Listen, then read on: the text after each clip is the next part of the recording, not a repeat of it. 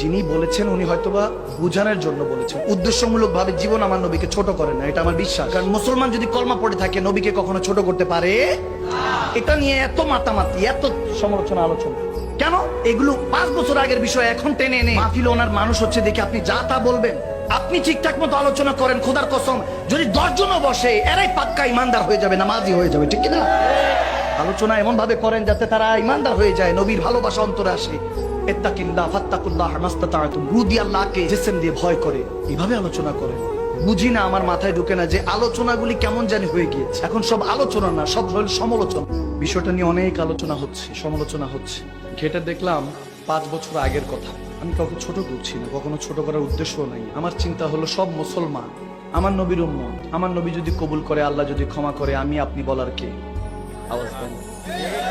সমালোচনা ঝড় নয়, আলোচনা করে সবকিছু সমাধান করতে হয়, ঠিক না?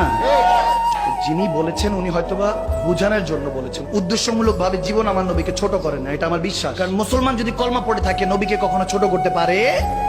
এটা নিয়ে এত মাতামাতি, এত সমালোচনা আলোচনা কেন? এগুলো 5 বছর আগের বিষয় এখন টেনে এনে মাহফিল ওনার মানুষ হচ্ছে দেখে আপনি যা তা বলবেন।